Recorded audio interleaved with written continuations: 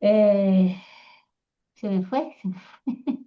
Creo que era sobre las restricciones, ¿sabes? Habría que solamente poner la fecha. Sí, sí, las pongo de nuevo. No todo No, no. no todo el documento porque no lo leen. No, ¿Sabes? No, pero si no también, y también las cuentas bancarias, en donde hay que hacer el depósito. sí, yo sé, sí, se las paso, se las paso. Perdonen, pero la semana pasada anduve bastante No, complicada. Graciela, por favor. Aparte, tanto antes tampoco sirve porque la gente se olvida. Sí, ¿Entendés? Claro. está. Pero vuelvo a Disculpen, reiterarlas varias veces. perdón, yo lo Sí. recibí y la inscripción, según tengo ahí, es Sí. a partir del 16 de junio. Ahí Sí, va, sí. 26 Ahí está. de junio, sí. Y también está el número de Te cuenta cuenta y Mm, todo. bancaria de Ahí también, va. así cuenta. que está Ah, yo todo, voy a sí. revisar. Está, bárbaro. Bueno. Ah, mirá, Marta. ¿Cómo andás, Marta? Bien, bien, muy bien. ¿Cómo te fue? Bárbaro, Sí, bárbaro. me imagino que sí. Sí. Bueno, me alegro. De bien, de bien. ¿Cómo Este, estaba el clima? ¿Mucho calor? Sí, hubo unos días que nos agarró mucho calor, 40 Ah, y pico de grados. Qué mm, divino. ah, Ideal Sí, para Andrea. sí, sí. sí, no. Debe haber sido una maravilla eso. Sí, sí. las fotos divinas, las disfrutamos Sí. todos. Vos sabés que la foto No no Sí, refleja. transmite A lo veces no que, refleja y ni transmite, sí. sin Sí, duda, sin duda. obvio, obvio, pero nos vino bárbaro. La verdad, a mí al menos me Sí, sí, encantó. sí, no, la sí. verdad que sí. Muy lindo, muy Y hay que impresionante. aprovechar cuando podés, porque verdaderamente me acabo de enterar ahora, a Machu Picchu le van a poner cuatro de estos, como es, de teleféricos. O sea, van a Ah, destrozar todo. Me está Entre cambiando. que A con la Sí, ver, pandemia agarraron y limitaron, así que sí, el que quiera ir a Machu Picchu vaya ahora, porque verdaderamente no sé lo que va a hacer el año que viene. sí, oh, bueno, no Con tengo cuatro pensado. teleféricos no tiene nombre eso. sí, me enteré de eso también. Qué lástima. Dios Es mío, hacen un... cualquier cosa por plata igual. Cualquier Y cosa, sí, lo que pasa es cualquier que cosa. hasta ahora hubo alcaldes que más o menos la fueron frenando, pero como viene del Claro. gobierno central muchas veces, o del Mm, alcalde de turno, es lo que había pasado. Con la pandemia empezaron a limitar, Hola, hicieron un buenas lío. tardes. Hola Hola, hola. Cecilia, ¿cómo ¿cómo andás, estás? Cecilia? Hola. Y así que yo cada vez digo, gracias a Dios pude conocerlo cuando no tenías limitaciones, no sí. te cobraban entradas seleccionadas para cada lugar, ni nada por el estilo. Así que bueno. Bueno, Cecilia, ¿pudiste hacer lo que me preguntaste con la lista de... No, No, lo escuché desde YouTube, pero no tengo manera, viste, pues yo quería ponerlos todos juntos, digamos, ¿no? claro. Todos los del año en una carpeta. Ah, no, no se puede, no, no. Cosa de tenerlo, viste, bien identificadito lo que era el año. Pero no. Sí, lo único que podrías No, hacer se sería debe poder, pero yo no lo pude hacer. lo único que puedes hacer, creo, es copiar el enlace Mm, y los enlaces. En realidad yo lo que hice fue abrir la privacidad, no es oculto, o sea, no es solamente con el enlace que se puede ver, se puede ver cualquier persona que lo busque, lo que pasa que es una búsqueda demasiado específica, ¿no? claro. Este, pero si copias los enlaces de cada reunión por orden cronológico, Ahí te quedan, está ahí te bien. queda, pero le tenés que copiar el enlace y darle enter para que te quede en azul, porque si no te queda en Claro. azul, no te quedó bien escrito. No, Digo cuando lo haces en un documento de Word, claro. El es lo tema es único que que yo puedo no hacer. sé, porque eso queda siempre ahí, o vos en algún momento después lo bajás. No, o sea, hay grabaciones desde hace 2 años, ahí, desde que yo empecé a usar este método del canal de YouTube. Sí, O sea, de Egipto están todas desde que yo empecé. ok, Y está. no se No sacan, se bajan de ahí, no claro, que se era, yo decía, bajan, bueno, si después un día, viste, las borras por no, algo. yo no las puedo borrar. O sea, de que sí puedo borrarlas, pero no tengo ninguna intención de hacerlo, me refiero. Ah, Las borro de mi computadora, eso sí, para que no me claro, ocupe tanto lugar porque son archivos re pesados. Pero en YouTube quedan ahí. bárbaro. Ya te digo, lo único que se puede hacer es copiar los enlaces de cada clase y ponerlos en orden alfabético, perdón, en orden cronológico por año y es lo No, único que está se bueno hace. eso, está buena la idea, sí, está bien, por lo Sí, menos tenés un cierto orden. sí, sí, sí. Pero bueno, lo único que se me ocurre. Bueno, Bien, gracias. gente, antes de continuar, ¿está claro quiénes fueron los Hicsos o lo que se conoce de quiénes fueron los Hicsos, cómo entraron a Egipto, desde cuándo entraron y cómo más o menos se dio la primera parte de su invasión, digamos? ¿Está claro esa parte? Ujú. Sí, ¿Sí? Está. Sí. sí, sí. Bien. Habíamos quedado en que, amén de que el origen del pueblo como tal no se conoce, y que la migración fue paulatina y después se transformó con el tiempo en una conquista militar, aunque muchos autores hacen hincapié en la conquista pacífica. La mayoría de los textos que yo estuve consultando en el fin de semana hacen hincapié en eso, en una conquista pacífica, por lo menos en una primera instancia. Pero a mí no me cierra mucho lo de la conquista pacífica, y que fue todo tan pacífico y fue todo tan, tan, tan. Pero bueno, está. Hay una coincidencia, por más que personalmente no me cierra, porque los Hicsos eran un pueblo guerrero y los egipcios no lo eran. Quizás Claro. la parte que hacen hincapié de que haya sido algo tan pacífico fue por el hecho de que pienso que los egipcios no reaccionaron a la primera oleada de invasión y además por el contexto histórico que estaban viviendo en ese momento, que es lo más importante y lo que quiero llegar hoy. Habíamos visto que los Hicsos estaban mucho mejor armados, ¿ah? Y que además de un cuerpo de infantería tenían un cuerpo de caballería, ¿verdad? Con los ejércitos, que tenían carros de guerra, tenían caballos, y el ejército egipcio era solamente de infantería, ¿verdad? Que tenían armas como lanzas, arcos y flechas y escudos, pero más nada. Y los Hicsos también tenían, eh, ¿cómo se llama? Armaduras, que habíamos quedado viendo la recreación de la armadura supuestamente de Ramsés II, que fue la última foto que vimos.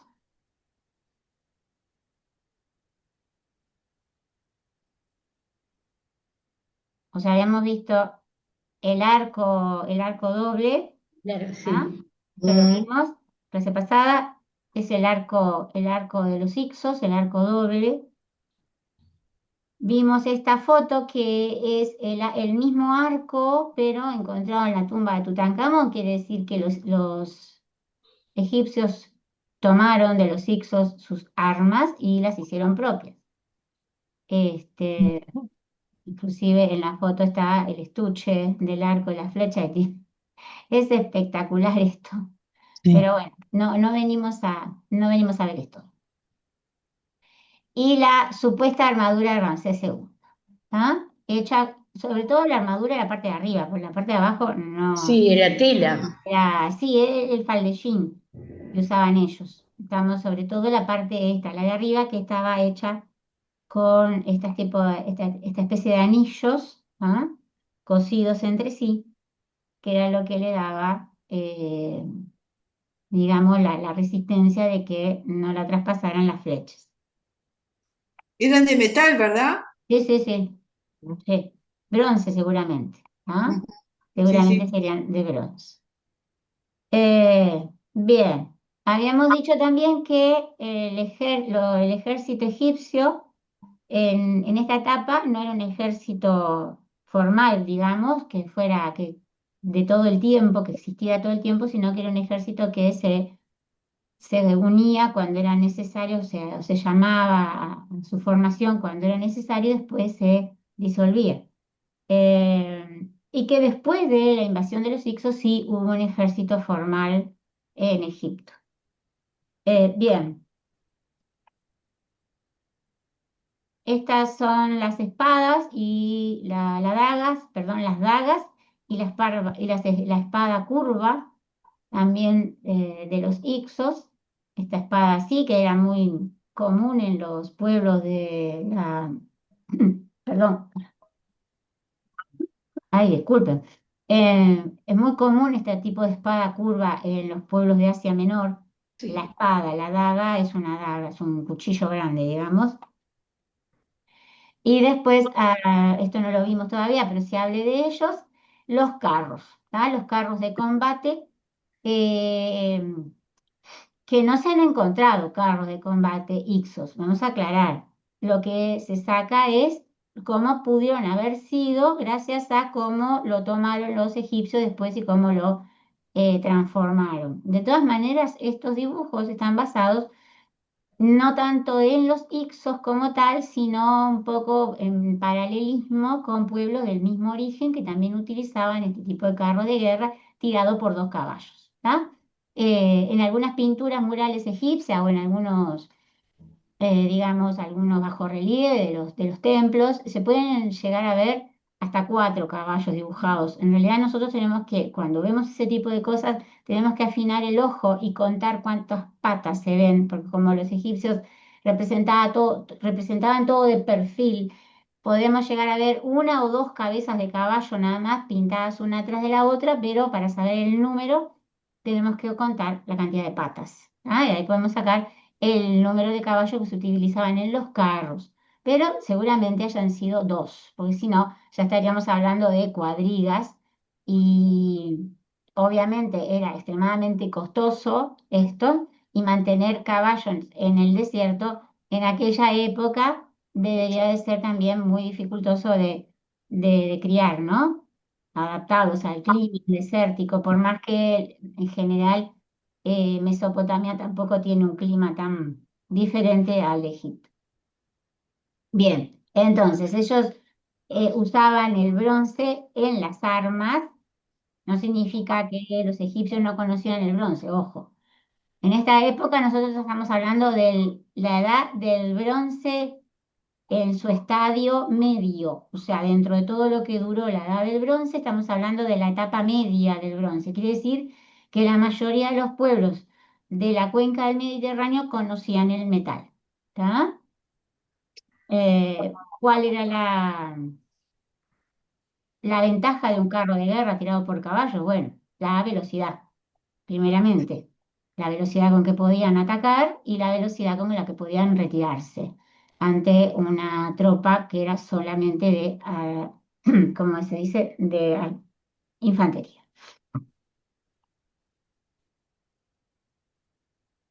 Acá vemos un carro de guerra cananeo, ¿ven?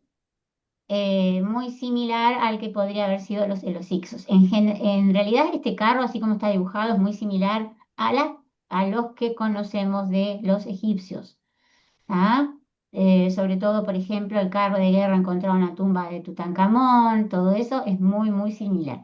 De última es un carro cananeo, no se olviden de que los Ixos pudieron haber, su origen pudo haber sido perfectamente Canaán. No se olviden de que como no se sabe cuál es el origen étnico de estas tribus, podían haber sido de Siria, de Canaán o de Mitani. Mitani es un pueblo que existió en esta época también, un poco más al norte, cerca de donde es la península de Anatolia en Turquía. Lo que quiero es que hacer hincapié, bueno, acá vemos los carros egipcios como eran, ¿verdad? Muchas pinturas murales en las tumbas de los reyes, sobre todo. Eh, lo que les decía, dos caballos, acá se pueden identificar bien. Acá, fíjense en que ya es un poco más difícil de identificar cuántos caballos hay. Se le ve un poco acá la cabeza a otro, pero hay una breve sombra acá como de color marrón, lo que vemos es un caballo negro y un caballo marrón atrás. Y el dibujo del carro es muy, muy similar al de los carros cananeos. Bien, acá vemos el dibujo, digamos la copia de una pintura mural de Ramsés II y un carro de guerra. Acá también vemos dos caballos. Y el arco que aún ellos no, en esta pintura, este es un arco egipcio, no es un arco de doble curvatura, es un árbol común y corriente.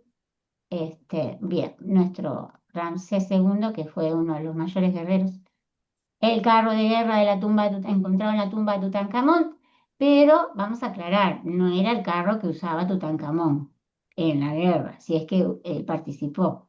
Esto es algo sumamente lujoso, enchapado en oro. Digo, tiene todo un montón de cosas que no vayan a pensar que el tipo se iba de acá para allá en este carro, por favor. Y sí, No, digo por las dudas. Acá hay una representación de un Horus que es una cosa absolutamente espectacular. Está de atrás. Yo he visto este mismo halcón de frente y es una belleza. Lo he visto en fotos, obvio, ¿no? Pero lo interesante es ver cómo era la parte de abajo, más allá de la estructura de metal, obviamente, como les dije, que está todo forrado en oro. La parte de abajo es como una esterilla, ¿ven? Esto se desgastó con el tiempo. Esta parte de abajo seguramente tendría una plancha de madera arriba, esta especie de esterillado, eh, pero bueno, era un carro, supongo yo que más bien para las procesiones que para otra cosa. ¿Ah? Bien, y acá tenemos una de las tantas maquetas que se hicieron en el Reino Medio de el ejército egipcio en esa época. ¿Ah? Solamente soldado de a pie, como yo les decía, con lanzas y escudos. Los escudos eran de madera forrados en cuero, ¿tá? No eran escudos de metal. Bien, y en este mapa lo que vemos es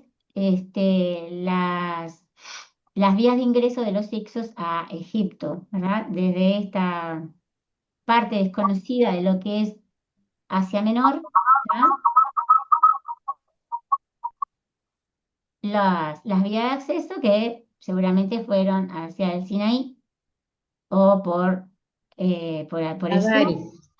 o hacia Memphis. Digo, a ver, vamos a aclarar. Esta flechita, no estoy muy de acuerdo con ella, pero bueno, está. Es por problema mío por leer tantos libros que a veces en realidad, los Ixos es más factible que hayan ingresado siempre por el Sinaí, por el norte, pero hacia el sur sí, pero ya no tanto como para conquistar, sino por otras razones. Pero esta flechita que indica a Memphis no es así como se dieron las cosas. Bien, y lo que yo les decía hoy de Mitani, ¿ah? Mitani quedaba más o menos por acá, ¿ah? Por esta zona, por acá, en la península de Anatolia. Acá está, no, me equivoqué yo, perdón. Mitani está un poco más al sur. Bueno, está. Era de por acá, esta zona de por acá. Creo que, a ver un momento, esperen un segundo. Ah, sí, está. Bien, vamos a dejar este mapa, igual está lindo. Bien, ¿cuál es el problema entonces? El declive del Reino Medio y la poca, este, la debilidad de los reyes de la dinastía número 13, que vamos a ver un poco hoy. Bien, ya habíamos hablado de que no era nuevo para los egipcios que nómadas de Oriente Próximo ingresaran a través del delta, ¿no? Sin embargo, en algún punto digamos, la cantidad de gente que entraba en algún momento tuvo que haber sido excesiva, porque sí se sabe que el fundador de la dinastía 13 del Reino Medio, que se llamaba Sebek-Hotep I, pudo controlar la presión desde la frontera de Egipto que se venía produciendo del continuo paso de tribus semitas. ¿Tá? O sea, hay textos que registran que este faraón eh, controló, digamos, el ingreso de pueblos semitas hacia el delta. Y estos pueblos podrían haber sido impulsados por la expansión de los hurritas, ¿ah? Que eran todos pueblos que venían de acá, del Cáucaso, de los montes Tauros, Más o menos lo que pasó con la invasión de los pueblos germánicos muchísimos siglos después en Europa. ¿Qué sucede con estos pueblos nómadas? Generalmente cuando se mueven en masa es o por hambre, ¿tá? Buscando comida, literalmente, o porque otros pueblos los invaden y los sacan de sus territorios. Entonces, obviamente, esa migración empujan a otros pueblos que a su vez los sacan de su lugar de origen y así es más o menos eso. Se llaman migraciones por cuestiones de guerra o por guerras, que pasa en la actualidad también, ¿no? O sea, no es nada nuevo. En realidad, estas migraciones de No. pueblos que se ven expulsados de su lugar de origen y tienen que terminar yéndose a vivir a otros sitios porque su país o su territorio, como le quieran llamar, está ocupado por otros invasores. Bueno, en el pasado sucedía muy seguido, ¿tá? Más todavía cuando estamos hablando de pueblos que tenían una tendencia a formar imperios, ¿tá? Todos los pueblos del cercano oriente, de la Mesopotamia, del cercano oriente, tenían una tendencia a crear imperios, a conquistar, ¿tá? Que no era la tendencia que había tenido Egipto hasta este momento. El impulso de conquistar unas tierras fuera de los límites naturales de Egipto comenzó después que expulsaron a los Ixos, pero era la excepción a la regla en la antigüedad. ¿Tá? Bien, ¿alguna pregunta? ¿No? No. Tá, sigo entonces. Eh, bien, como les decía entonces, para un pueblo X, no importa, ¿tá? Un pueblo donde que vivía en un lugar desértico, que no conocían la agricultura o la agricultura era básica, que generalmente eran pueblos que tenían grandes este, perdón, rebaños. ¿Ah? El delta vendría a ser como el sueño americano entrecomillado, ¿tá? Era la tierra prometida, como dije yo la otra vez, porque era una parte súper, con una gran cantidad de agua, con grandes zonas verdes, donde inclusive entre medio de los afluentes, o sea, de los brazos que terminaban en la desembocadura del río Nilo, se podían construir ciudades. Era una tierra muy propicia para la agricultura. Por lo tanto, estos pueblos que se movían, ¿verdad? Por una razón u otra, terminaban en el delta Egipto. Bien, entonces tenemos todas estas razones externas y la gran razón interna, que era el debilitamiento del poder central. ¿Cómo le llamaron los egipcios a este periodo de tiempo de su historia? Fíjense en que estamos hablando del año 1730 y estas personas tenían un registro histórico de lo que había pasado en su territorio desde la primera dinastía. O sea, desde el punto de vista de lo que es la historia egipcia, para los egipcios esto era historia vieja. Y sin embargo ellos tenían un registro de todo lo que había sucedido. ¿Cómo le llamaron, cómo lo vivieron los egipcios a esta invasión de pueblos extranjeros? ¿Cómo podrían haberlo llamado? A esta época que nosotros la conocemos como el segundo periodo intermedio, pero es Ah, una denominación actual, del siglo pasado. no. Yo iba a decir eso, pero Sí, el yo segundo también. periodo, pero no sé. No, segundo periodo intermedio no. Ellos lo llamaron la gran humillación. Ah, Ah, Ah, claro, ellos, los egipcios, llamaron a esta época como la gran humillación, ¿tá? Porque fue realmente una humillación a su forma de percibirse dentro de lo que era su entorno geográfico y temporal, haber sido invadidos por un pueblo que consideraban inferior. No se olviden que inferior. los egipcios consideraban a los extranjeros inferiores.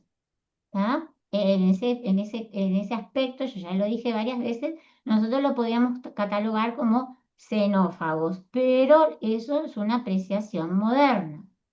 De todas maneras, y sacando la palabra moderna, no era que le tuvieran fobia a los extranjeros, simplemente se creían superiores. Los extranjeros eran personas de segunda categoría. ¿Por qué razón? No porque no fueran, no porque no los consideraran personas o seres humanos, no era que tuvieran un sentimiento de desprecio de tipo son animales, ¿tá? Como pasó con la teoría, por ejemplo, de la supremacía del hombre blanco del siglo XIX. No, no era eso. El tema venía porque los extranjeros no habían tenido la suerte o la dicha de haber nacido en Egipto, que era la tierra de los dioses. ¿Ah? Venía por ese lado, no tanto por el desprecio hacia el otro en cuanto a persona diferente. ¿Me explico? Sí, sí, sí, sí. Lo aclaro para que no tomen conceptos modernos en un pueblo que se desarrolló en la antigüedad. Hay que tener mucho cuidado con eso. Nunca jamás utilicen conceptos modernos y los coloquen en una civilización que existió hace 5.000 años atrás, porque vivía en otro contexto. Simplemente ellos creían, ¿tá? Dentro de sus creencias, Egipto era un regalo de los dioses por aquello del Nilo, el desierto, las crecidas, y que gracias, y que además, a pesar de que hay mucha gente que compara la civilización egipcia con la mesopotámica, la geografía no tiene nada que ver con una con la otra. Por más que en Mesopotamia hay dos ríos que tienen sus crecidas anuales, la del Nilo era una crecida que se podía prever. Inclusive se podía prever si iba a ser abundante o no, o si iba a ser normal. En el caso de los mesopotámicos, las crecidas no se podían prever y El la Éufrates mayoría de y las oportunidades Tigris. era sumamente compleja porque arrasaba con todo. Sí, Anabel, decime. Éufrates y Tigris. ¿Eh? Éufrates y Tigris, Sí, los sí, ríos. sí, el tigre, exactamente. Bien, la gran humillación, entonces, le llamaron los egipcios a este periodo de tiempo y porque pierden por primera vez su tan preciado aislamiento de la presencia extranjera dentro de los límites de su territorio, por primera vez en su historia. ¿Tá? Bien. Con el ingreso de los Hicsos y las nuevas armas con que ellos tenían y el tiempo que llevaban ya asentados en el delta, hizo que los reyes egipcios, que venían muy disminuidos en cuanto a mantener su poder, se fueron abandonando esta parte del país. La gran pregunta de la clase pasada, ¿qué es lo que había sucedido?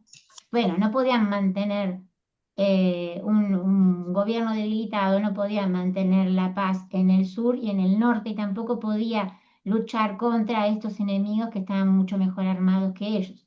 Entonces, en definitiva, les fueron dejando el campo orégano, como diríamos nosotros. ¿Tá? Se fueron retirando paulatinamente del delta y la población no les podía hacer frente porque no tenían un ejército organizado.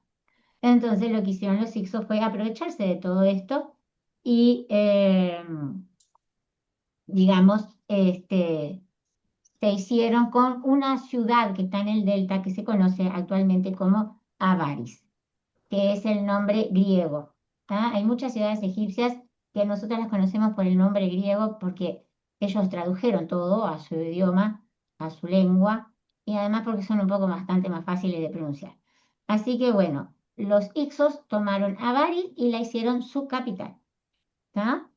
Eh, Más allá de todo eso, y más allá de que nosotros usamos igualmente la palabra invasión, y más allá de que los egipcios lo vivieron como una humillación digna de ser olvidada para siempre, y se cargaron muy bien de que se olvidaran estas cosas, eh, los Ixos no arrasaron con la cultura egipcia, y eso es sumamente importante. ¿Tá? O sea, ellos se ve que se sentían muy atraídos en realidad por la cultura porque la hicieron propia, de tal forma que utilizaron el alfabeto egipcio, o sea, los jeroglíficos, y cuando empezaron a gobernar como dinastías, digamos, inclusive también se apropiaron de algunos nombres de propiamente egipcios. ¿Tá? Era un pueblo que tenía nombres totalmente diferentes, pero cuando comienzan a gobernar, eh, tratan de, digamos, traducir sus nombres a los nombres egipcios para hacerse lo más similar posible y desde el punto de vista cultural en general no cambió nada la cosa. ¿Tá? No cambió nada. Bien, ellos primero dominan el delta, ¿tá? Y después comienzan a avanzar paulatinamente hasta el sur, llegan a Memphis y el límite, digamos, más al sur es una ciudad que se llama Hermópolis, que está unos kilómetros al sur de Memphis, pero no llegan al Egipto Medio, o sea, donde está, por ejemplo, la ciudad de Tebas. Nunca logran llegar hasta ahí. Ellos se quedan en la parte más norte del país. ¿Quién me está molestando? Perdón. Bueno, vamos a un mapa.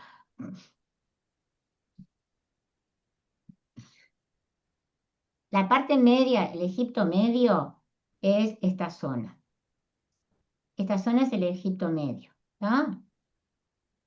Ellos llegaron a Memphis y llegaron un poco más al sur, a esta ciudad que se llama Hermópolis, que no la pude ubicar en ningún mapa, y eso que busqué, pues ya lo vimos. Y bueno, básicamente se asientan en el delta y en el territorio un poco al sur de Memphis.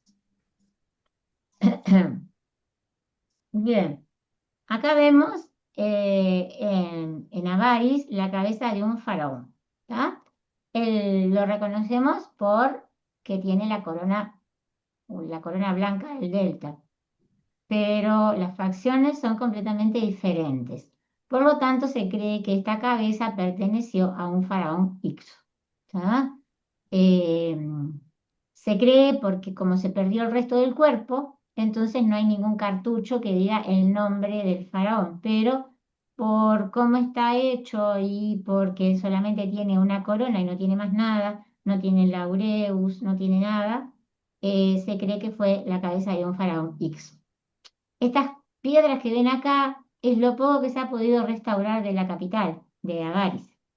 Porque yo les dije la otra vez que al ser una construcción en el delta, es mucho más fácil que estas construcciones se pierdan por las sucesivas inundaciones que sufrieron a lo largo de los miles de años, ¿tá? Por más que algunas construcciones ya hayan sido en piedra, directamente o se desmantelaban también, ¿tá? Para reutilizarlas o simplemente el agua se las llevaba, ¿tá? Esto es lo poco que hay del Palacio Ixo en Avaris. Es una foto muy mala para peor, si la agrando se ve aún con peor calidad. Es muy poco, ¿ven? Casi no quedó nada en pie. Hay otra razón. Columnas, ¿Eh? columnas. Un par de columnas y algún friso tirado en el piso. O sea, no, realmente no se ha podido reconstruir nada, ni siquiera se ha podido diseñar a partir de los restos arqueológicos el palacio. Porque además Ramsés II construyó sobre las ruinas de Avaris otra ciudad. Entonces es sumamente difícil encontrar algo de la época de los Ixos en este lugar. Se han encontrado piezas muy pequeñas del revestimiento del palacio Ixo en Avaris. Y esas piezas tienen un interés histórico muy importante porque demuestran que el comercio continuó casi sin cambios durante esta época. Y eso no es poca cosa.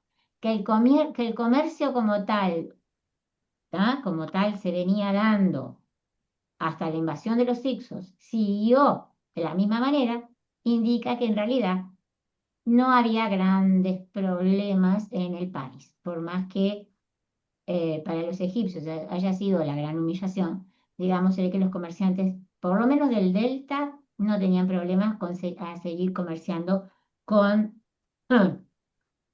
ciudades tan distantes como Bagdad, en la isla de Creta, ¿tá? La península de Anatolia, incluso el sur de la península ibérica. Fíjense Ah, por llegaron. todo lo que abarcaban los comerciantes y los grandes mercaderes egipcios e hicsos. Porque no nos olvidemos de algo. Los pueblos semitas, además de todo lo que yo les conté, fueron pueblos que en periodos de paz eran comerciantes. ¿Tá? Eh, lo más importante era eso, tratar de seguir comerciando con los pueblos que habían tenido relaciones pacíficas. ¿Tá?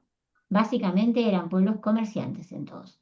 Creo que hasta el día de hoy, eh, toda la zona de Asia Menor, nosotros podemos ubicarnos sin hacer mucho esfuerzo entre los comerciantes más antiguos y, bueno, los más, digamos, famosos históricamente, todos los pueblos de Asia Menor, ¿verdad?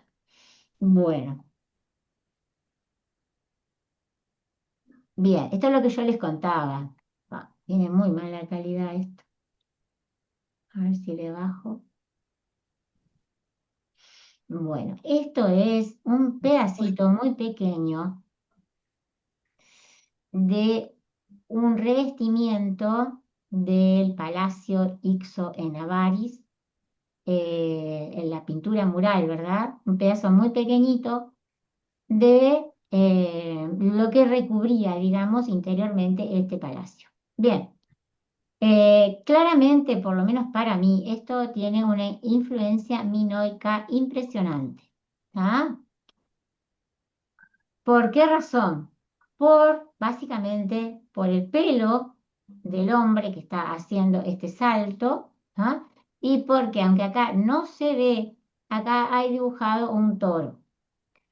Y nosotros sabemos que en Creta había una costumbre que se llamaba no es exactamente el nombre tauromaquia, pero bueno, es similar, que eran los juegos donde se utilizaban hombres y mujeres que saltaban por encima de los lomos de los toros. ¿Se acuerdan? Lo que hicieron historia conmigo el Sí, año pasado.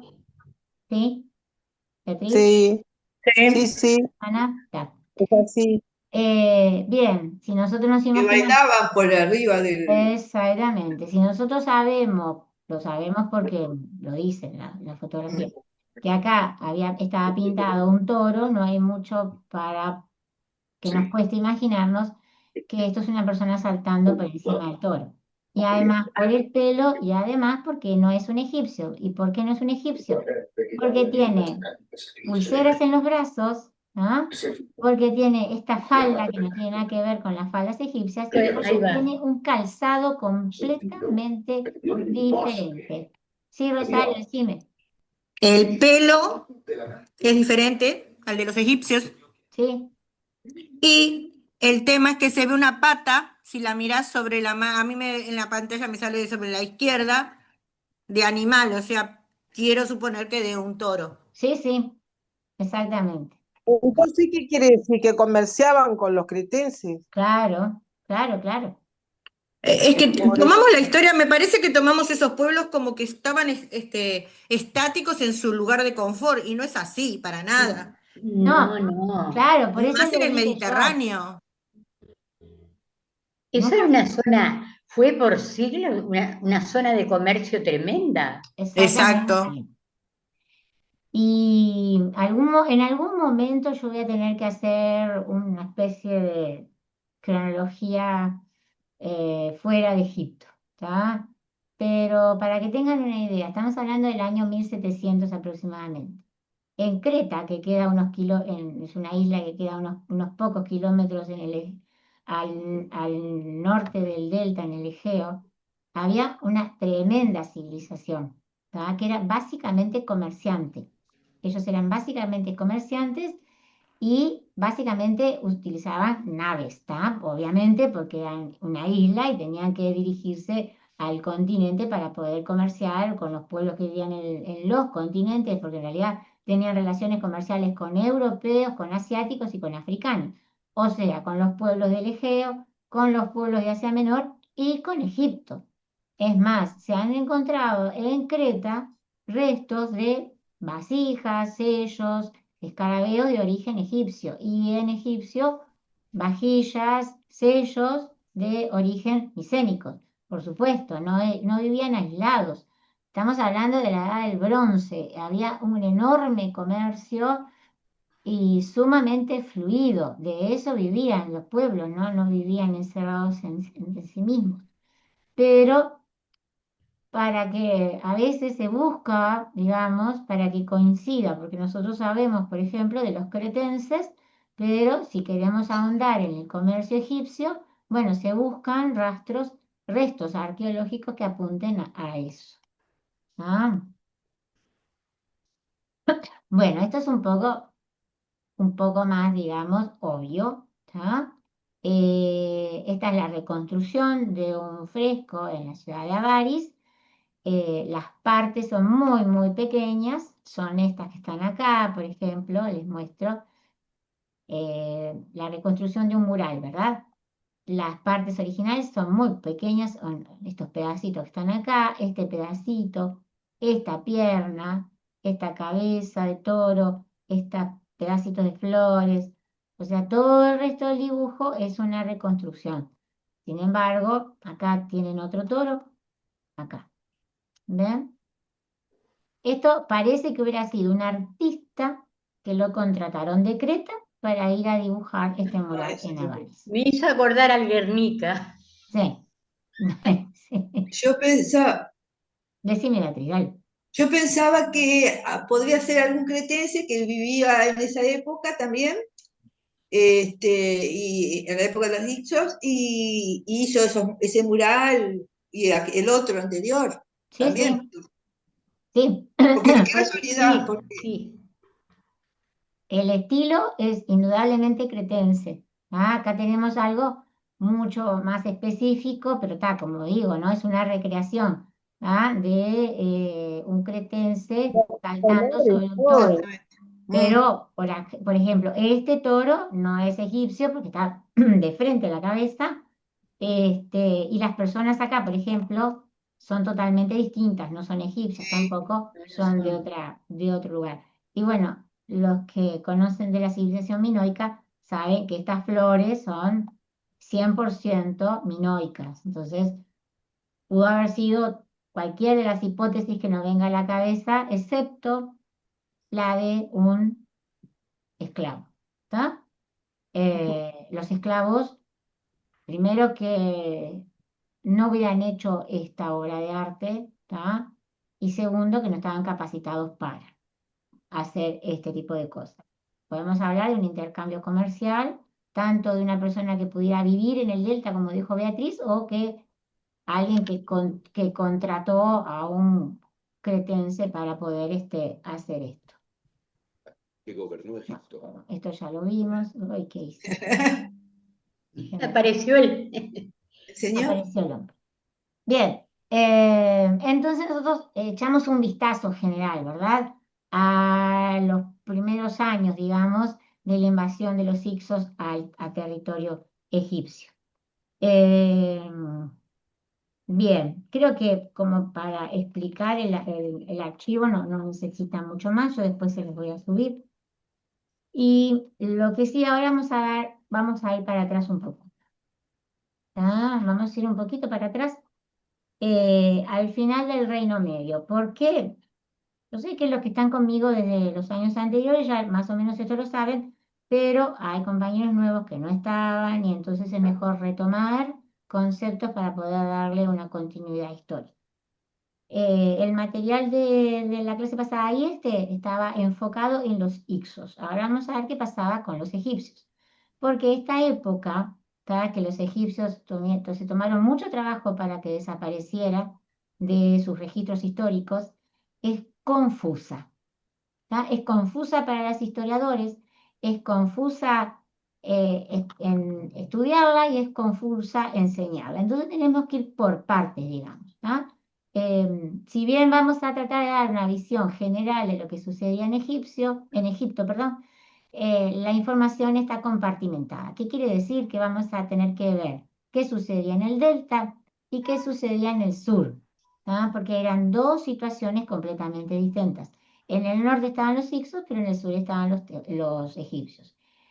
Y más al sur, o sea, ya pasando la primera catarata, ya en el reino de Nubia, también se dio otra situación que está muy poco documentada y es menos estudiada aún, que fue un pequeño reino nubio que incursionó en tierras egipcias, ¿tá? En esta época, en el segundo periodo intermedio.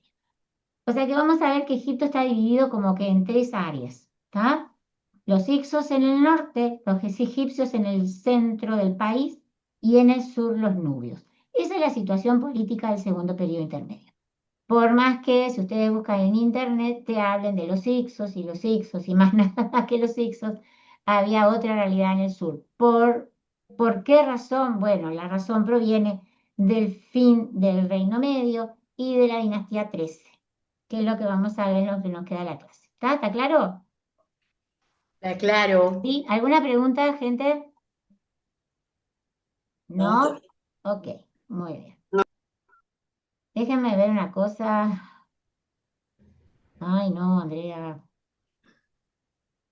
Quiero ver algo porque voy a compartir pantalla, pero... Ay, está, tengo acá. Muy bien. Bueno,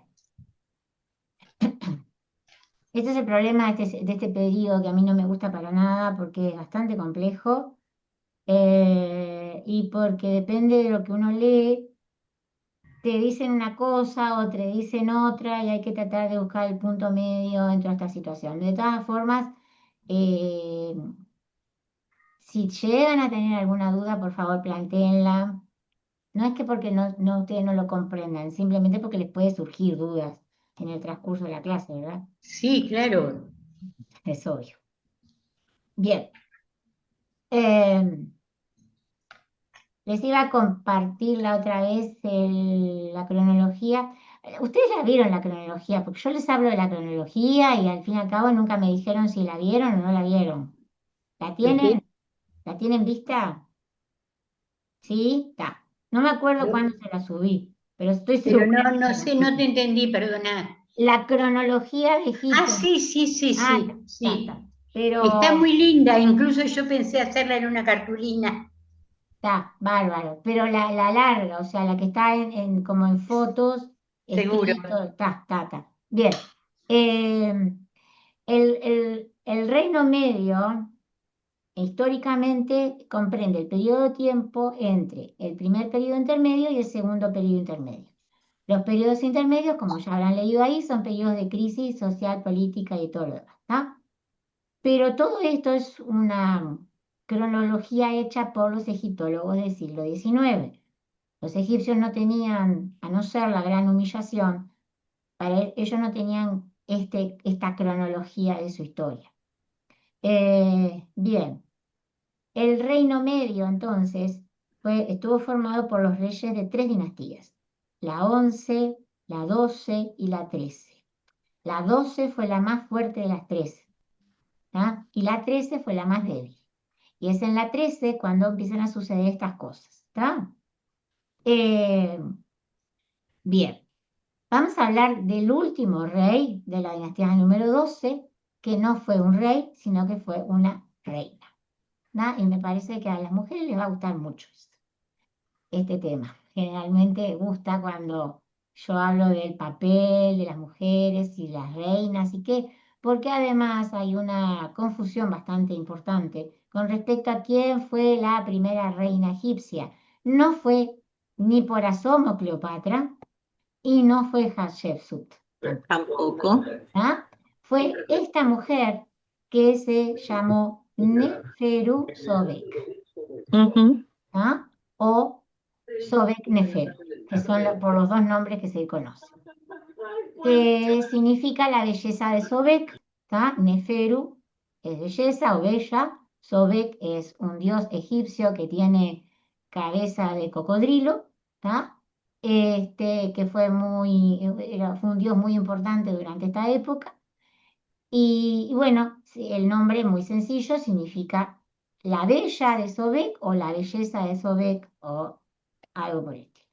Sobek Neferu o Neferu Sobek se llamaba y fue excepcionalmente una de las mujeres que gobernaron Egipto a lo largo de toda la historia del Egipto faraónico, donde mayoritariamente gobernaron hombres, ¿verdad?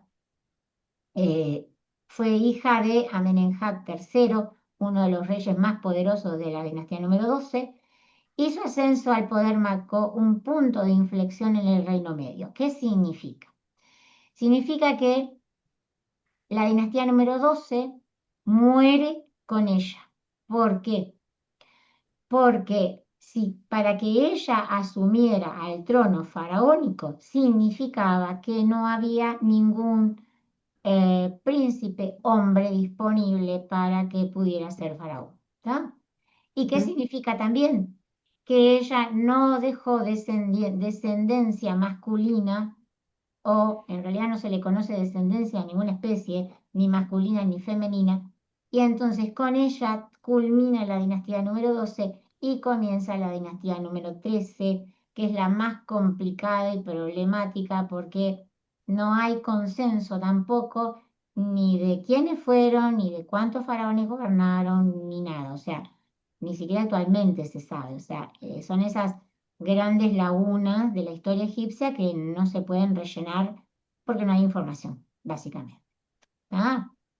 Bien, de ella han quedado muy pocas estatuas, muy poco, pero sí han quedado muchos registros escritos con su nombre. Quiere decir que las obras que ella hizo, que hay constancia de que hizo grandes obras hidráulicas y arquitectónicas, igual que todos los reyes de la dinastía número 12, está su cartucho en las paredes de varios de estos lugares, templos, sobre todo templos dedicados a diferentes dioses, sobre todo a Sobek, el que le da el nombre a ella. ¿Tá? O sea que el cartucho de esta reina se ha encontrado en varias partes de todo Egipto. Quiere decir que ella reinó sobre un Egipto unificado. ¿Tá? Y ostentaba los títulos de faraón de las dos tierras. Su nombre está escrito igual que cualquier hombre, ¿tá? Con los símbolos de poder de cualquier faraón, indistintamente del sexo que haya tenido. Eh, el hecho este es sumamente importante porque es un reconocimiento, a pesar de la crisis de sucesión que había en el momento, es un reconocimiento a que su linaje era legítimo, que no era poca cosa. ¿Ah? No se olviden que al gobernar en nombre de los dioses, el linaje de los reyes tenía que ser puro.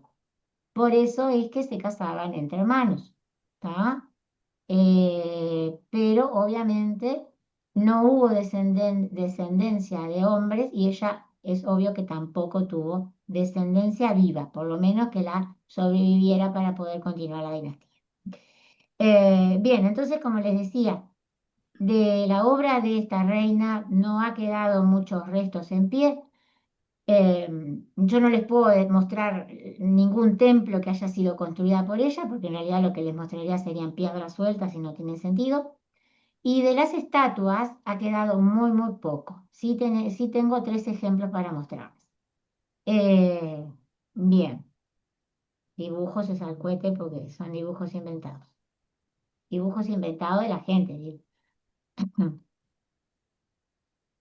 Bien, acá lo primero que tenemos es, ay, qué suerte, se ve bien, bueno, menos mal. Un sello. Los sellos estaban hechos generalmente en piedra, ¿tá? Y podían tener la forma de un sello cilíndrico o podían tener la forma de un escarabajo pelotero, ¿tá? Que se conocen con el nombre de escarabeos. ¿Tá? Como les dije, generalmente estaban hechos en piedra. Y acá vemos el nombre de la reina, este que está acá en el cartucho, pero no solamente vemos el nombre de la reina, sino que vemos el nombre de la reina dentro del cartucho, vemos el nombre de la abeja y el junco, vemos el nombre de la señora de las dos tierras, vemos el nombre de Horus acá, el antiguo nombre de Horus que se ponía con la fachada de palacio que existía desde la primera dinastía. Estamos hablando que habían pasado más de 1500 años y esta gente mantenía las costumbres. Para mí es absolutamente fabuloso que un pueblo mantenga sus costumbres después de todo ese tiempo. Y acá lo que tenemos es la imagen de Sobek, ¿tá? En su forma de cocodrilo, sobre un templo. ¿Qué me dice este sello? Bueno, no solamente me dice que ella era reina de las dos tierras y que era reconocida como reina legítima, sino que también me dice que mandó construir un templo dedicado al dios Sobek. ¿Tá? Esto es lo que me dice este pequeño pedacito de sello. ¿Estamos de acuerdo? Sí. Todos tan callados que no sé si me están entendiendo o me dejan hablar como los locos. No, está muy interesante. Digo, ¿saben por qué Perfecto. es lo que leo acá? Lo leo porque nosotros ya podemos reconocer, ¿verdad? Los diferentes títulos de los reyes y están todos acá. Está el del junco y la abeja, está el de las dos señoras, está el nombre de Horus y está el nombre de Horus de oro, que es este de acá abajo. Y encima de todo está este símbolo que significa que ella mandó construir un templo dedicado a Sobek. No es que yo me lo invente, es que realmente con un poco de atención podemos llegar a esa conclusión, sabiendo, ¿no? Tampoco no es que... Bien. Y después de la reina como tal, nos quedaron, como les decía, muy pocos restos físicos, ¿tá? Este es el torso de una estatua, donde se ve parte de la vestimenta que las reinas usaban y el nemes, que acá por supuesto le falta porque le falta la cabeza, pero lo que vemos acá es la parte que iba contra los hombros, ¿verdad? De la corona que se llama nemes. Y bueno, y la vestimenta de las mujeres, que era como una especie de solera de lino, ¿tá?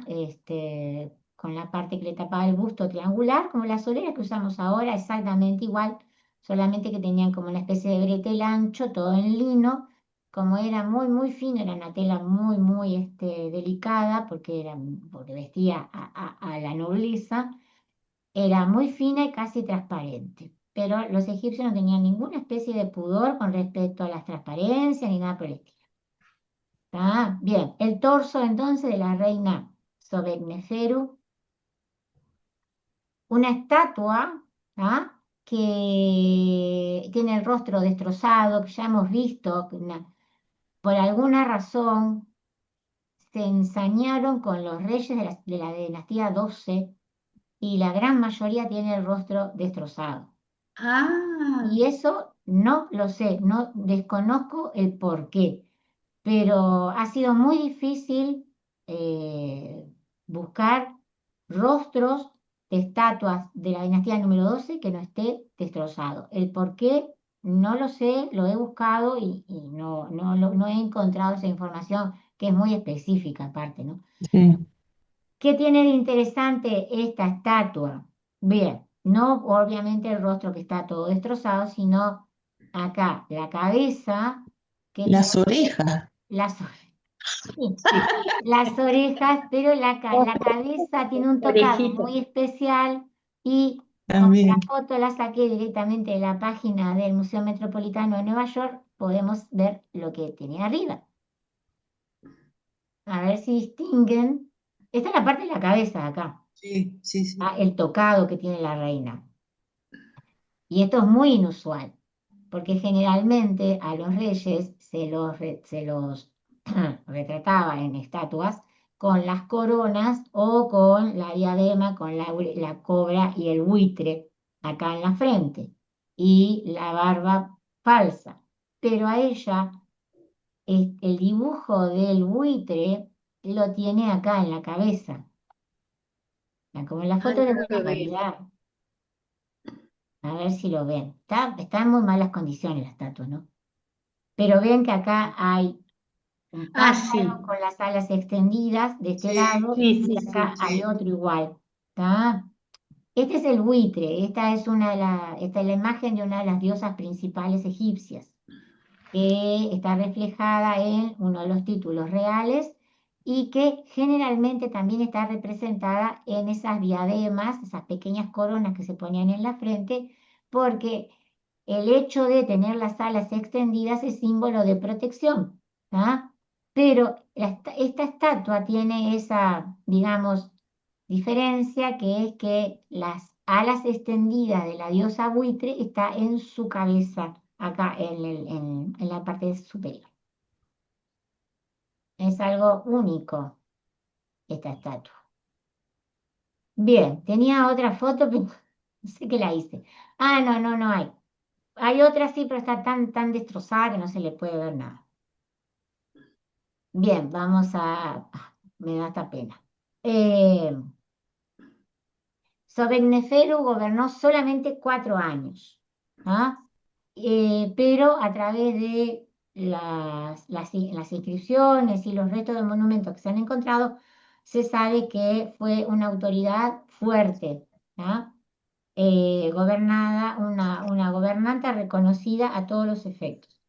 Como le dije, como faraona adoptó la iconografía y los títulos reales para asegurar la legitimidad dentro de la élite sacerdotal, que para este entonces era muy importante, porque ya estamos hablando de los famosos sacerdotes de Amón, ¿tá? Porque digamos, el culto a Amón nace con la dinastía número 12, que Amón, para recordarles, era un dios prácticamente sin importancia que se adoraba únicamente en la ciudad de Tebas, y como la dinastía 12 fueron de la nobleza tebana, quisieron ensalzar a su deidad pasándola a ser un dios nacional, o sea que se adorara en todo Egipto. Y ahí comienza el culto a Amón, en esta dinastía, con la dinastía número 2. El culto a Amón rápidamente fue, digamos, eh, fue, como les digo, aceptado en todo Egipto, ¿tá? Y los sacerdotes se hicieron sumamente importantes. Por lo tanto, los faraones tenían que contar con la aprobación de la casta sacerdotal, ¿tá? Uno de los mayores desafíos de esta reina fue mantener el control de un periodo que estaba en declive por esa crisis sucesoria que ya les hablaba, y algunas inscripciones que se han podido recuperar revelan que su reinado estuvo marcado por las dificultades económicas y por las disputas internas que fueron debilitando el poder estatal. Aún así, la capacidad para sostener el poder demuestra su habilidad política y su influencia sobre la corte. Perdón. La asociación de la reina con diferentes dioses refuerza la idea de que su reinado no fue una anomalía ni algo extraño, sino una respuesta viable a la crisis de sucesión. La tumba de Neferu Sobek sigue sin ser identificada. Y para hablar un poco de dónde proviene esto de que una reina pueda ser faraón, o no fue idea de los egipcios de esta época, tenemos que irnos muy para atrás, mucho para atrás, a la dinastía número 1. Ah, Y estoy hablando de los años 3000, 2900 más o menos, ¿tá? Es allí donde se tiene la primera noticia de una mujer que gobierna Egipto como regente, sí, es verdad, pero también como faraón. O sea, un regente es un rey en realidad, que gobierna en nombre de un niño, pero no deja de ser un rey. ¿Tá? Eso es lo que es un regente. Y esta mujer, que acá tenemos el nombre solamente porque no ha quedado nada de ella, se llamaba Merneit. Merneit. Y este es el nombre de la reina Merneit en una estela de su tumba. ¿Ah? Ernei. Merneit, está acá arriba. Ahí. ¿Ah? Acá. Merneit. Fue la madre del rey Den, D-E-N, es uno de los nombres más fáciles. Den. Que cuando el padre de él muere, él era un niño, entonces su madre tuvo que actuar como regente Y gobernó, ya les digo, en la dinastía 1. Nosotros estamos estudiando la dinastía 13. Pasaron 1000 y pico de años, ¿ah? Eh, Mucho tiempo en realidad. Y ostentó el título de faraona. Esta mujer ejerció el poder de facto y estableció un modelo de liderazgo femenino que influiría en el futuro. Su tumba está en la necrópolis de Abidos, cerca de la ciudad de Tebas. Es una tumba muy grande. Pero es una tumba, como era ay, no me sale ahora. Una mastaba, No más tarde. ¿Sí? una mastaba. Una mastaba. Exactamente, muy bien, Anabel. Fue una mastaba, obviamente, estamos hablando de 1000 y pico de años antes, ¿verdad? No, acá ni miras de la pirámide ni nada por el estilo, pero fue una tumba es una tumba de dimensiones extraordinarias para la época, y se han encontrado muy pocos objetos en esta tumba, pero todos ellos apuntan a que ella gobernó como reina de las dos tierras, o sea, con su nombre iba acompañado los títulos de las dos tierras, y la abeja y el junco, o sea, los símbolos más antiguos de los reyes. Bien, excavando esta tumba se han encontrado vasijas, tinajas de gran tamaño con restos de vino, aunque les parezca mentira, y estoy hablando Ah, del año 2900 antes de Cristo, más o menos, selladas todavía. Tenían esta especie de tapón, ¿tá? Cónico, y la vasija además estaba sellada con cera de abeja para mantener el producto de adentro en condiciones perfectas. Se ha podido estudiar muchísimo sobre la vida de esta reina gracias a las vasijas y gracias a otros objetos muy, muy pequeños que se encontraron en la tumba en los últimos años porque se siguió excavando. Lo importante de esto, más allá de lo anecdótico de una tumba de tantos miles de años que se han encontrado esta cantidad de vasijas intactas, es de dónde es que proviene el tema de que una mujer podía gobernar Egipto. Sí era algo fuera, no digo fuera de lo común, algo que se dio muy de tanto en tanto, pero estaban totalmente habilitadas. ¿Ah? Bien, y digo, también ellas hicieron posible que en el Imperio Nuevo otras mujeres también accedieran al poder, ¿verdad? Esto también se encontró en la tumba de Merneith, son semillas de uva que estaban dentro de una vasija. Es impresionante si tenemos en consideración la cantidad de miles de años que tiene esto, ¿no? Bueno. El impacto de esta mujer en la historia egipcia es legitimar la autoridad, aún no siendo hombre, y como les dije, no fue una excepción, sino que dio la pauta para que las mujeres pudieran gobernar a futuro. Bien. Ahora vamos a hablar resumidamente de la dinastía número 13. Me voy a pasar un poco, porque como empezamos tan tarde, quería, aunque sea, terminar con esto hoy para poder seguir adelante. Si alguien tiene que retirarse, pero yo quisiera terminar, disculpen. Igual nos quedan unos minutos. Bien, ya hablamos que ella muere aparentemente sin descendencia, entonces ahí tenemos un problema dinástico, un cambio en el gobierno, y los faraones de la dinastía número 13 continuaron, por lo menos los primeros gobernantes continuaron la política de la dinastía anterior y siguieron utilizando la misma capital. La capital no era Tebas, la capital estaba muy cerca de Memphis, era una ciudad que se llamaba Ititawi, que no se conoce exactamente su emplazamiento. Quiere decir que es una ciudad perdida, ¿tá? No se conoce exactamente el lugar, pero se cree que está cerca de un poblado actual, bueno, que tiene un nombre árabe. Está difícil de decir, no importa. La cuestión es que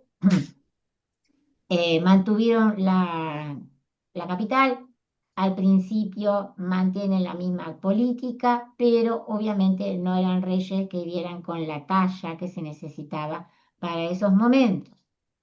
y gobernaron muchos reyes en muy poco tiempo. ¿Tá?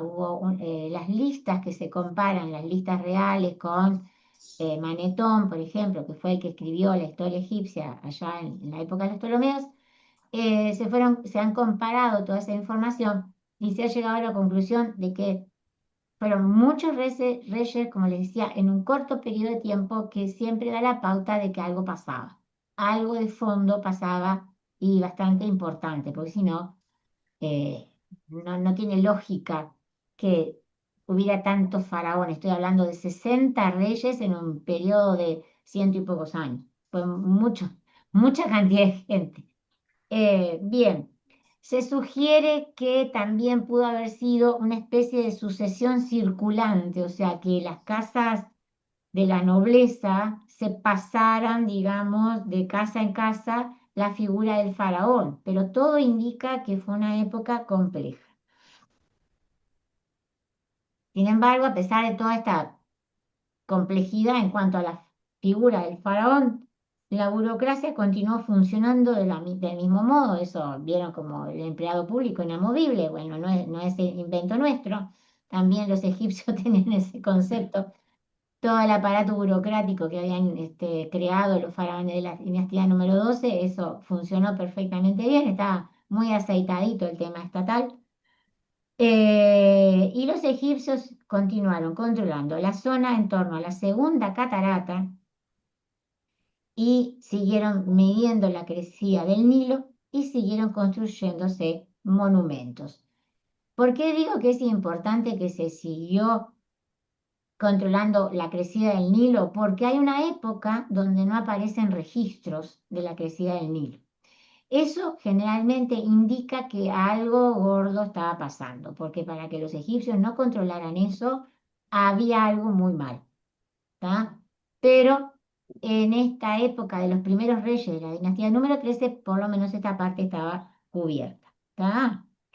Eh, los monumentos que se construyeron, obviamente que no eran ni por asomo de la calidad de los monumentos anteriores. Pero ¿qué otra cosa que mantuvieron fue el comercio con la ciudad de Biblos y con el Egeo, y también el comercio con Creta? ¿Tá?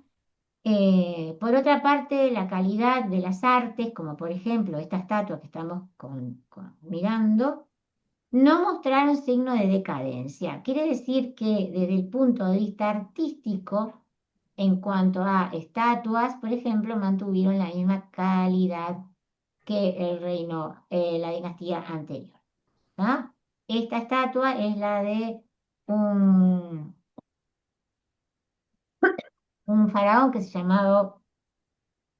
llamó Ahuibra Or, tiene el nombre acá arriba.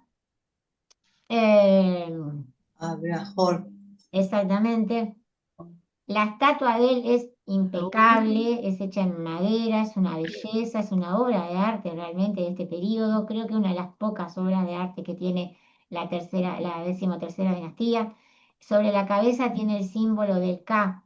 El Ka era la fuerza, vendría a ser una especie de espíritu vital, fuerza vital, lo que le daba vida al ser humano. ¿Ah?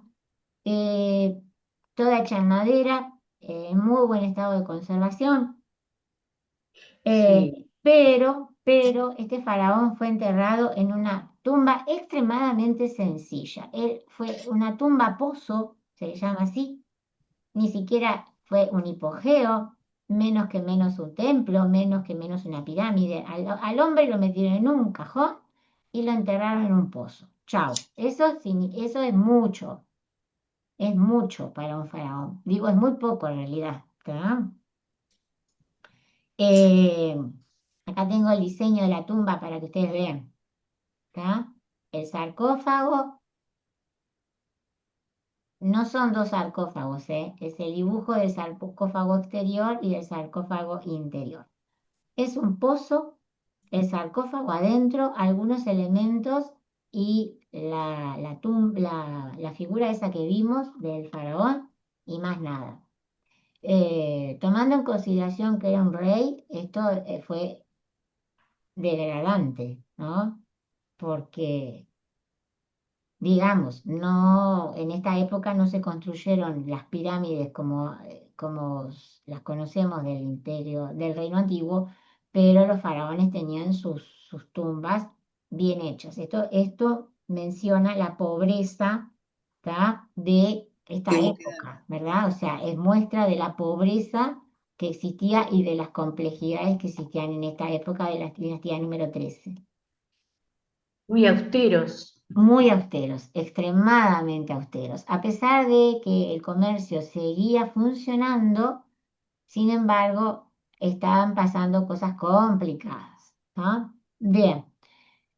Otra cosa muy común durante la dinastía número 13 era usurpar cartuchos. Ah, ¿Qué significa usurpar un cartucho? Bueno, es esto que estamos viendo acá. Hubo un rey que se llamó Sobekhotep V, ¿tá? Y Sobekhotep III, que se encontraron un montón de cartuchos usurpados. Significa que esto pertenecía a otro rey, ¿tá? El nombre pertenecía a otro rey, lo limpiaron, digamos, le borraron el nombre anterior y le colocaron el nombre de ese faraón. Se nota acá, ¿verdad? Miren qué diferencia está entre el símbolo del nombre de Ra que tenemos acá arriba y el nombre dentro del cartucho que se ve perfectamente bien que fue, digamos, rota esta parte y abajo de eso vuelto a esculpir. ¿Tá? claro. Eso es signo de que la cosa no funcionaba nada bien, porque si no, se hubieran mandado a hacer un templo con sus propios nombres, digo, ¿no? Bien, cartuchos usurpados, para que vean que la cosa estaba complicada. Y esta es la única estatua que se ha encontrado entera, por decirlo de alguna forma, aunque le falta la mano, de otro rey de la dinastía número 13, ¿tá? Que se llamó Sobekhotep V. Este, está muy bien hecha en piedra, o sea, la calidad artística no es menor a lo que vimos anteriormente, pero había una decadencia a nivel general bastante importante. Todo esto, acuérdense, ¿por qué estoy haciendo hincapié? Para que ustedes recuerden que en el delta los Ixos ya estaban apropiándose del territorio. ¿Está? Bueno, Como que estaban deprimidos, digamos. sí, más o menos, sí. Estaban Sí. deprimidos, empezaron vamos a gastar menos porque esto se están apropiando de todo lo nuestro. Sí, ahí va, Y ahí como que no había, como que se dejaron estar. estaban desmotivados. Claro, estaban desmotivados, por eso se pusieron ese nombre de ese periodo de la historia, porque se Exactamente. sentían frustrados, estaban deprimidos, mal. Sí, seguramente, sí, seguramente Claro. tenían problemas internos importantes, porque además dentro de las listas de reyes, dentro de la lista de Manetón y todo eso, hay nombres que, o sea, hay mucho nombre, como les dije, 60 nombres, ¿ah? Y muchos de los cuales no se han encontrado restos arqueológicos que hagan referencia a esas personas. Entonces, como que realmente fue una etapa muy, muy dura, se ve que para los egipcios.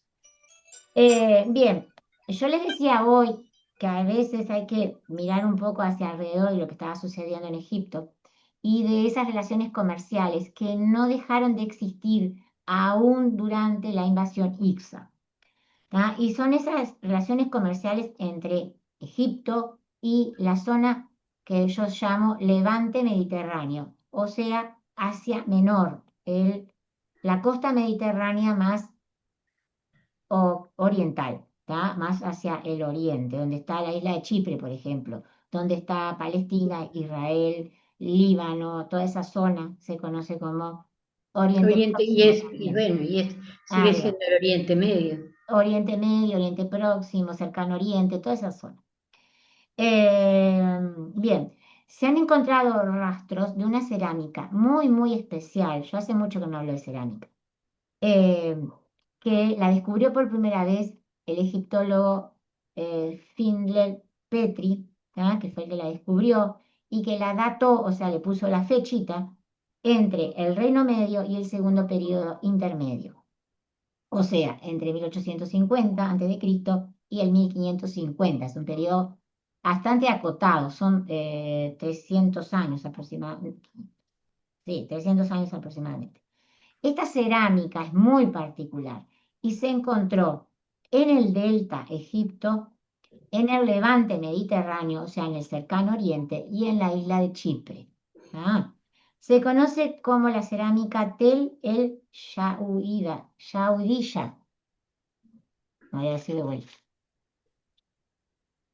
Tel el Yaudilla, ¿tá? Por el nombre del yacimiento. Y para algunos historiadores es un indicador de la presencia de los invasores hicsos en esta zona, aunque la procedencia de la cerámica también se desconoce, o sea, la procedencia exacta de la cerámica. Estos historiadores afirman que el origen podría haber sido Palestina, el origen de la cerámica estoy hablando, ¿eh? Ah, Ojo, gracias a un descubrimiento realizado en 1922 por un egiptólogo francés llamado Pierre Montet en la necrópolis real de Biblos, donde excavó varias tumbas intactas de reyes cananeos contemporáneos a la dinastía número 12. Entre los objetos funerarios de estos reyes se encontraron piezas de origen egipcio, como joyas, pectorales, vasos de obsidiana, con el nombre de varios faraones de la dinastía número 12, seguramente regalos, y un gran número de estas vasijas. O sea, buscando las conexiones comerciales entre Egipto y el cercano oriente, este arqueólogo Petrie, que era de origen inglés, encontró en el delta una cerámica muy particular. Cuando la comienza a estudiar, le pone una fecha, que es la datación, ¿tá? Y la ubica entre el Reino Medio y el segundo periodo intermedio. Petrie fue el que descubrió las minas de turquesa, ¿se acuerdan? No es que las descubrió él, que sí. descubrió aquel templo en las minas de turquesa del Sinaí. Fue un arqueólogo muy, muy importante. Y él descubre esta cerámica y empieza a, bueno, decir, es obvio que no es una cerámica egipcia, que el origen es otro, que probablemente sea de Canaán y que otros egiptólogos la relacionan con un descubrimiento que fue hecho mucho tiempo después en la actual Palestina, en la ciudad antigua de Biblos, donde se encontraron piezas de origen egipcio en las tumbas reales, o sea, en las tumbas de los reyes de la ciudad de Biblos. Cuando suceden estos tipos de descubrimientos arqueológicos, no hay mucha dificultad para sumar 2 más 2 y decir, bueno, fabuloso, si en una tumba de un rey de Biblos se encontraron objetos egipcios, quiere decir que esos reyes le mandaron de regalo a los otros objetos de oro. ¿Está claro? ¿Cómo funciona la cosa? Es fácil. Es como si en la tumba de alguien encontraran, no, en la casa, ustedes visitan la casa de una persona X y encuentran una pieza de China. Entonces lo primero que hacen es pensar, o se la regalaron, o fue a China, ¿verdad? O la compró en China, o alguien que visitó China se la trajo de regalo, ¿verdad? Es lo mismo que nosotros pensamos cuando vemos los imanes en la heladera. A ver dónde anduvo fulano, estuvo en Londres, en París. No, mirá que no, porque me la trajeron de regalo. Es más o menos eso. Entonces, lo que dio la pauta es que las relaciones comerciales realmente fueron muy, muy importantes en esta época. ¿Tá? Y esta cerámica es muy particular, es muy específica y no es la típica cerámica egipcia. Por eso es que se cree que el origen de la cerámica es justamente la zona del cercano oriente o Asia Menor. ¿Tá? Ahora vamos a ver algunos ejemplos para no aburrirlo, porque además se quieren ir. Digo yo que se quieren ir. Yo estoy cansada en general. Bien, la ciudad de Biblos está acá, ¿ven? Acá está Chipre. Esta zona es la que se conoce como Cercano Oriente, ¿tá? Y acá está Egipto con Memphis, etcétera, etcétera. ¿Tá? El mapa ya lo conocemos. Simplemente para que ubicaran la ciudad de Biblos en la costa mediterránea. Bien, fíjense en esto, qué cosa más hermosa. Esto es un pectoral, ¿tá? De oro. Inclusive Son tiene las alas del halcón. Sí, exactamente. Es un pectoral de oro con el símbolo de Horus y con Horus con las alas extendidas. Este pectoral, que tiene el nombre del faraón, ¿tá? Se encontró en una de estas tumbas de la necrópolis real en Biblos. Entonces, era lo que yo les decía, no fue poca cosa este descubrimiento, realmente fue muy importante como para que, bueno, se afirma entonces que la relación comercial entre los egipcios y toda la zona del Levante Mediterráneo fue sumamente importante. No solamente eso, que las relaciones eran comerciales y pacíficas, ¿tá? Y que los reyes se mandaban tremendos regalos unos a los otros. Es hermoso, ¿tá? Tiene un trabajo impresionante, todo hecho en oro, una lámina de oro, realmente hermoso, hermoso. Bueno, y después las vasijas, ¿ah? No son egipcias, o sea, no están hechas en territorio egipcio, pero se desconoce, como les dije, el origen certero de estas vasijas. Fíjense qué belleza, ¿no? Eh, Acá hay un delfín y acá hay unos pájaros que podían ser aves, digo que podían ser gansos o patos, porque tienen la pata acá, ¿no? Típica de este tipo de animales. Esto se encontró en el delta, son todos objetos que se encontraron en el delta del Nilo.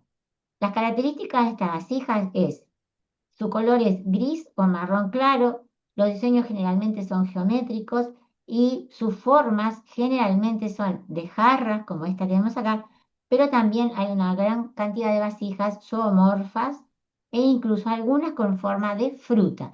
No encontré en internet ninguna con forma de fruta, pero sí encontré algunas zoomorfas que son una belleza. Bien, esta es la típica cerámica, digamos, con estos diseños eh, geométricos, ¿verdad? Con puntos, con líneas y la típica forma de jarra, de jarrón, diríamos nosotros, ¿verdad? Pero hay otras, como por ejemplo, bueno, esta es la misma, perdón, del otro lado, me equivoqué de foto. Ah, no, la bajé de dos lados, porque esta la encontré en internet y esta es de la página del Museo Metropolitano de Nueva York. Miren qué cosa más divina esta en forma de pez. Es espectacular, la verdad. Me quedé enamorada.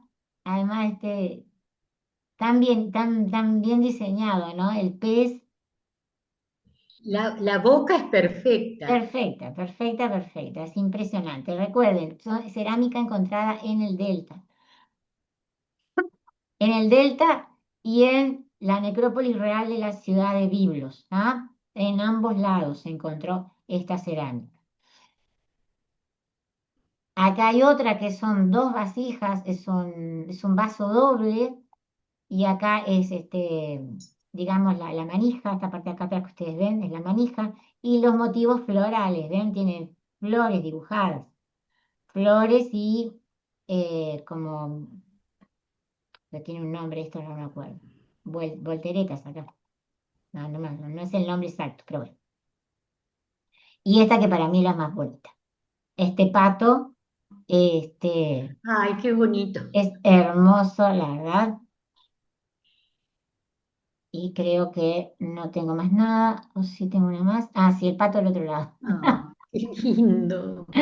Está divino, ¿verdad? Bueno, no es usual ver cerámica de este estilo en Egipto, porque en realidad ellos después de hacer cerámicas muy, muy hermosas en el periodo neolítico, las otras que hicieron era cerámica común y corriente de uso común en las casas. Bien, uff, me agoté, pero terminé. Bien, ¿algo que quieran compartir? Así yo me callo un poco. No, lo que yo me decía, porque yo me perdí porque vino mi sobrino un poquito en la última parte, de que todo esto, las cosas que mostraste, los objetos que mostraste, entendí que son de origen egipcio, con cerámica y encontrados en biblos. No, escuchá. A ver. Primero se encontró esta cerámica tan particular en el delta, ¿tá? Sí. Que no era, que a ojos de la persona que lo descubrió, no era cerámica egipcia, que tenía que provenir de otro lado. Ponele que como era en el delta y el delta era el lugar donde más se comercializaba con los Claro. pueblos Sí. del Mediterráneo en general, todo, Creta, Chipre y toda la parte donde es Sí, Levante, sí. Palestina, Siria, Israel en la actualidad, se supuso que era cerámica proveniente de esos sitios y que era un hallazgo que confirmaba la teoría de que Egipto, durante la dinastía 12, la 13 y durante la ocupación de los Hicsos, había seguido comercializando con estas zonas. ¿Qué sucede? Años después se encuentra en la ciudad de Biblos, en las tumbas reales, o sea, de los reyes, la misma cerámica, y además se encuentran objetos de origen egipcio, lo que refuerza la teoría de que en toda esta época, a pesar de la crisis, de las dinastías y de la invasión Hicsa, el comercio siguió fluyendo. Como siempre. Ahí va, que fue lo que yo dije hoy temprano. Sí. Acá sí hay un punto importante y por eso algunos egiptólogos hablan de la paz que existía dentro del territorio egipcio, dentro de todo lo que sucedía con un pueblo invasor en el norte y otro pueblo invasor en el sur. A pesar de toda esa situación política caótica, el comercio siguió existiendo. Y eso es lo que demuestra fehacientemente tanto el pectoral como la cerámica. ¿Tá? Son pruebas para no quedar en la teoría, ¿vieron? Como para que ustedes vean, bueno, realmente sucedió, porque se hubieron descubrimientos arqueológicos que si bien no eran de tumbas como la de Tutankamón, aportan mucho a la historia de este periodo que, como yo les dije, es súper difícil porque no hay casi registros históricos. ¿Está? Gracias. Bueno, ¿algo más? Nada más. Bárbaro. Ya está. Bueno, gente. Divino. Gracias. Bueno, muchísimas gracias. Se desmayó. Nos vemos el lunes. Sí, se desmayó. Nos vemos mañana. Nos vemos. Andrea. Nos vemos mañana. Chao. Chao.